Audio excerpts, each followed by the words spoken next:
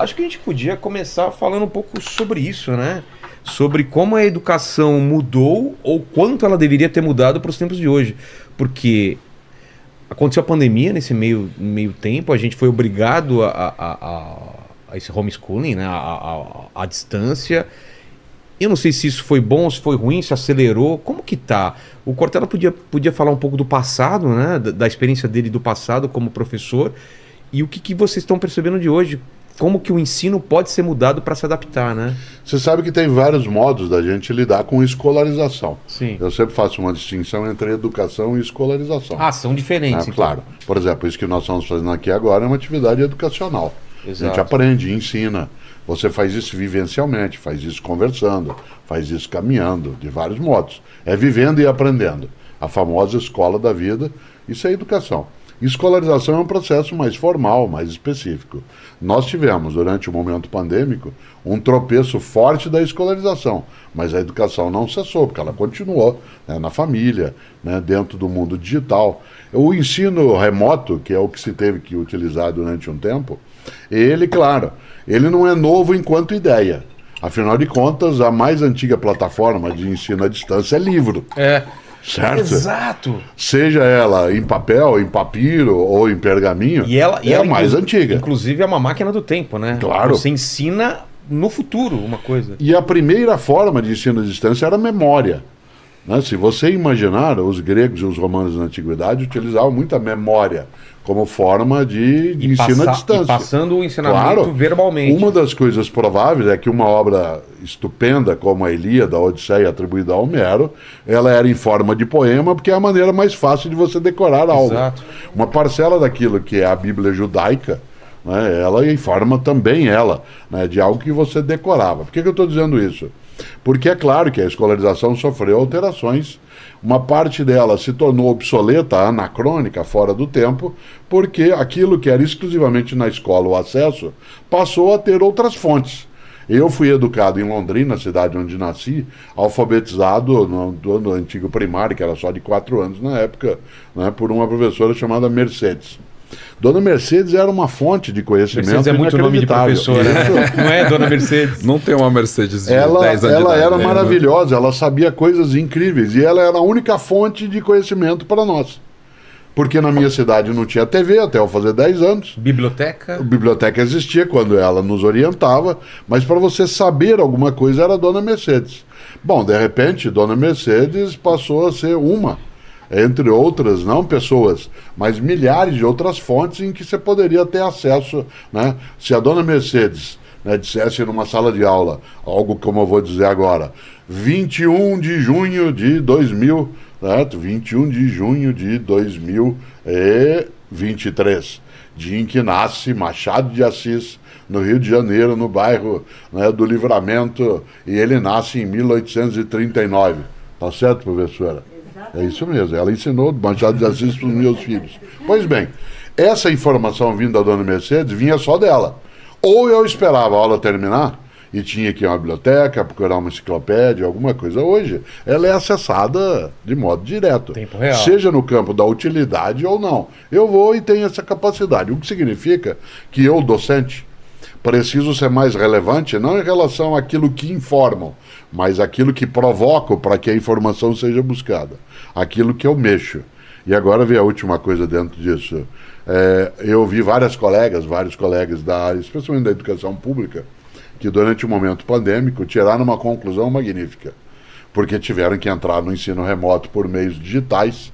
E a grande conclusão, Rogério, foi o seguinte: nem eles, isto é, os alunos e as alunas, nem eles são tão bons assim nessa questão tecnológica para aprender, e nem nós somos tão ruins para aprender a usar. Isto é, nem eles têm uma capacidade tão grande de usar o mundo digital para o aprendizado.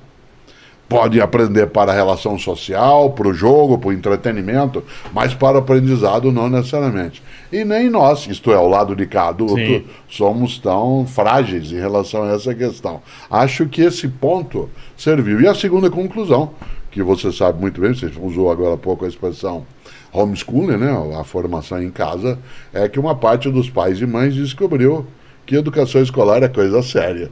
E que se é difícil você formar e cuidar de 1, 2 crianças em casa o dia todo, imagine 40 numa sala de aula durante um bom tempo. Portanto, ganham ali uma dimensão. Mas há um prejuízo forte. Nós recuamos, no mínimo, uma década em relação ao que a gente avançava, né, na área de educação. A gente está numa situação dificílima. A área de alfabetização, especialmente, as séries iniciais, elas, quando você não tem o acompanhamento no cotidiano de uma docente ao lado, ela demora. Você tem crianças que estão chegando, né, aos 9, 10 anos de idade sem, né, um letramento ou uma alfabetização mais estruturada. A gente precisa fazer um esforço, né, mais direto. O mundo digital ajuda bastante isso. Porque uma parte de nós, docentes, não é tão bem formado, né? A gente tem a formação inicial, mas depois não tem necessariamente a sequência. E o mundo digital, alguns cursos, algumas orientações, permitem que a gente tenha acesso, né, em momentos variados, que não é só ter que sair da sala de aula ou da escola e ir para um lugar para fazer um curso. Eu posso fazê-lo, né, também no modo online. Então, isso nos ajuda bastante. Isso acho que é uma revolução, né? Eu assisto muito daquelas masterclass que tem nos Estados Unidos, diretores, escritores, é fantástico. Eu queria depois saber sobre isso, mas voltando ainda a essa parte, eu teria uma curiosidade, não sei se tem estudo sobre isso, Cortella, de esse lance dos primeiros seres humanos reunindo em volta da fogueira, passando conhecimento, passando livros, passando... Isso é uma coisa que até hoje não evoluiu muito, se a gente for pensar. Não teve uma revolução na forma de ensinar, porque ainda são pessoas falando para outras pessoas sobre algumas coisas, né? Aí a gente estava falando antes de começar o papo aqui sobre a inteligência artificial, né? Essa capacidade da máquina ir aprendendo, evoluindo. E eu vejo um problema também da gente vai ficando cada vez mais preguiçoso. Todo mundo aqui deve lembrar quando era criança, decorava... Quantos telefones que você sabia de cor? Sabia fazer conta na mão e tal. E a gente está perdendo essa capacidade de fazer coisas... Porque a gente sabe que tá no celular. Essa informação tá lá, eu não preciso saber, eu não preciso decorar. Então a gente reclamava muito do A ante até após, com conta, DD, gen, entre, para, perante, posto, extensão. Você teve que decorar isso e outras coisas, né? Não, você teve que decorar por causa da tua mãe. Exato, né? E tem o outro lado agora que não se decora mais nada, não se sabe mais nada, porque na teoria a gente tem acesso a toda a informação. É meio assustador isso, não é? Você sabe que... Eu participei. Só desculpa interromper. Eu vi uma matéria, não sei se vocês concordam com isso, que essa é a primeira geração que vai ser menos inteligente do que a anterior. A gente sempre foi evoluindo e pelos estudos, pelas medições que estão fazendo, essa geração vai ser a primeira mais burra ou menos inteligente do que a anterior. Tem muitos dados aí que são assustadores, na verdade, né? Desde essa história da inteligência... Déficit de atenção, Déficit de atenção, a questão do celular mesmo, onde está a atenção das pessoas, os vídeos curtos, que são altamente viciantes. O Pirula acha que a gente vai mudar, inclusive, o formato dos dedos por causa na evolução, por causa dessa coisa de mexer. E agora, né, quando a Apple lança o óculos lá, né, de realidade aumentada, a gente vai ter uma outra experiência, assim... Eu participei de uma reunião da escola da minha filha, ela tem 4 anos, né? E era justamente para esclarecer para os pais qual seria o caminho da escola no ensino fundamental ali, né? Que ela ainda não entrou, a da alfabetização minha filha tá com 5. Então, e eu sou muito preocupado com essa questão, assim, porque eu não sei o que vai fazer sentido daqui 15 anos. Assim. Ele pode estar aprendendo coisa que não vai servir para nada, né? Exato. E o caminho que a escola mostrou é que a escola caminha, sim, para um ensino muito menos conteudista, né? Conteudista é saber... Fatos, dados, decorar a fórmula, e muito mais para uma formação baseada naquilo que... Em português, né, que você gosta de falar, se chama soft skills, né? Habilidades leves, assim, né? Que é aquela questão da autoestima, né? Da segurança, da comunicação, do trabalho em grupo, né? É isso que a escola vai ser voltada mais. Por quê? Porque, dado aos vários problemas que a gente tem tido na adolescência, não só a questão do bullying, mas do excesso do mundo digital, a diretora falou... ansiedade, né, que gera. A diretora falou uma coisa que me deixou muito preocupado, na verdade, assim. Porque os pais questionavam, mas daí como é que meu filho vai ficar... Como é que ele vai fazer o vestibular, né? Como é que ele vai ser avaliado como, assim? Olha, Isso é um problema que a gente tem que pensar depois, porque nós estamos perdendo nossos jovens, né? Nós estamos perdendo nossos adolescentes em algum ponto ali. Porque eles não conseguem...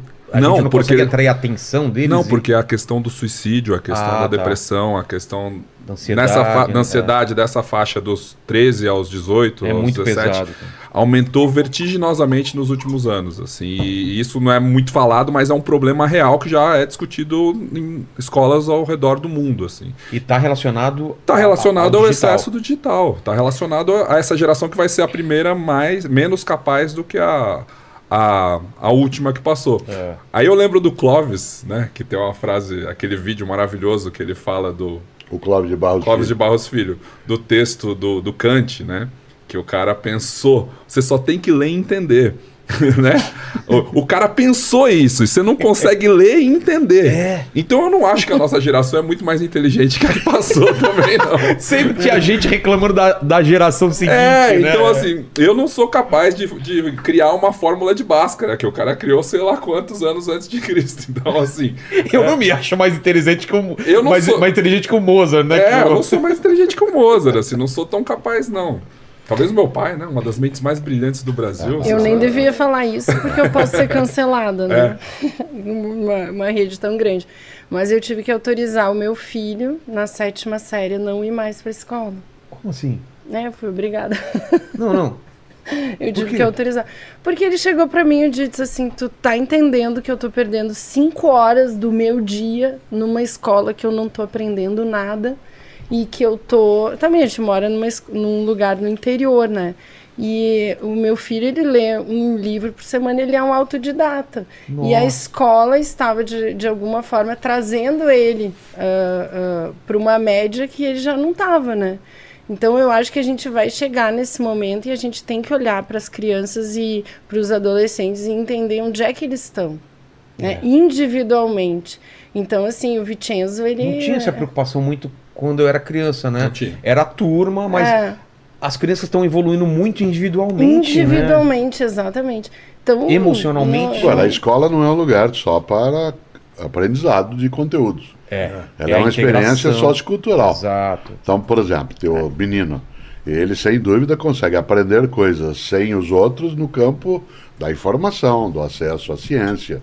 Mas a convivência, né, a afetividade, a amizade, né, a competitividade saudável ou não, só é possível com outras pessoas. O Vincenzo é atleta, né? Então, nessa época que ele deixou a escola, ele estava muito no esporte, na competição do esporte, então com os colegas do esporte. Então, a gente achou que E quando a Regiane disse que ela teve que autorizar, é porque a legislação brasileira... Tive que autorizar.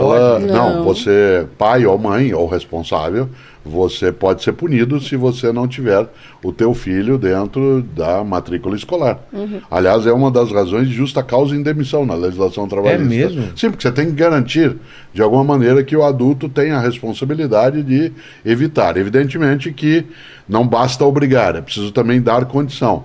Algumas políticas públicas dos últimos 30 anos, entre elas o Bolsa Família, que começou como Bolsa Escola, na cidade de Campinas, servia exatamente para que o pai ou a mãe, não tendo a justificativa de que ele não teria como dar o sustento e a criança teria que ajudar em casa, né, porque você tem o trabalho rural, você tem o trabalho, né, doméstico, você tem o apoio na pequena indústria, aí se tem esse conjunto de medidas. Agora, o que a Regiane levanta é sim uma obrigatoriedade da legislação. Sim, recebi o conselho tutelar várias vezes na minha casa. A promotoria da infância e da adolescência deve ter te acionado.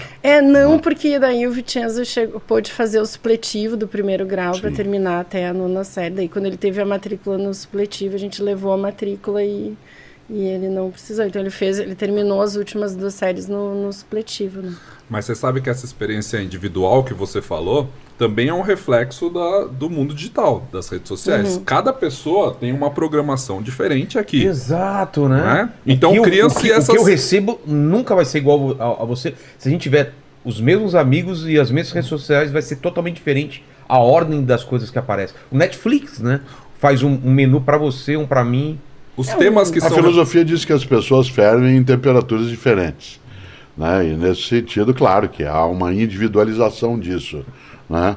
Acho extremamente saudável quando a gente pode ter um processo de escolarização onde as escolhas elas sejam mais livres, como é o caso, né, do que você levantava. Né? Ele vai e diz, eu não aprendo. Ele estuda matemática no YouTube. Daí conheceu o professor no YouTube, o professor hoje é professor dele, particular, né? De dar aulas particulares de matemática. Então ele desenvolveu a forma dele aprender sozinho, mas o Vicenzo é muito estudioso, ele estuda mais do que se ele tivesse na escola. Uma boa parte do que nós aprendemos na escola foi no recreio. Com certeza. E isso é insubstituível. Aquilo tudo que você aprende em sala de aula pode ser aprendido em livros ou no mundo digital. Mas aquilo que você aprendeu no recreio, eu vou usar a palavra, a vivência, ela não é passada pelo meio digital. Né?